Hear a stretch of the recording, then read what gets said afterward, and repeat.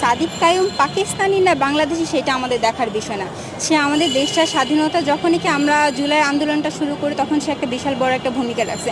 আমরা বেসিক্যালি মানুষকে তার কার্যে চিনি, সে তার জন্মস্থান কোথায়, সে কোথায় বড় হয়েছে না বড় হয়েছে, সে কোথায় আছে কোথায় থাকতেছে, সেটা আমাদের দেখার বিষয় না। একটা স্বাধীনতার সময়টাতে সে একটা অবদান রাখছে, আমরা সেই হিসাবে না হয় তাকে আমরা চিনি, সেই হিসাবে না হয় আমরা জানি, অতটুকু যথেষ্ট। আমরা যদি সম্মাননা দিতে পারি তবে আমরা সম্মাননা পাবো, ঠিক আছে। একটা মানুষকে তার জন্মগত বা জন্মস্থান নিয়ে আমরা কথা না শোনাই, শুধুমাত্র তার কার্যকলাপ নিয়ে আমরা বিবেচনা করি, তাহলে মনে হয় আমাদের জন্য ভালো হবে, আমাদের দেশটা আরও সুন্দর হবে, বরং আমরা আমাদের মধ্যে যে ভাই ভাই একটা সম্পর্ক বা আন্তরিকতা, এই জিনিসটা আরও বেশি সুন্দর হবে।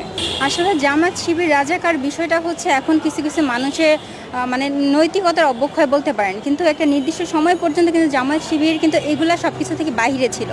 এতদিন পর্যন্ত আমরা জানি কি আওয়ামী জঙ্গির বিষয়টা, যে জিনিসটা নিয়ে এতদিন আমরা আন্দোলন করছি, আমরা স্বাধীনতা দাবি করছি, সেটা বেসিক্যালি কী ছিল, যারা জুলুমকারী অত্যাচারী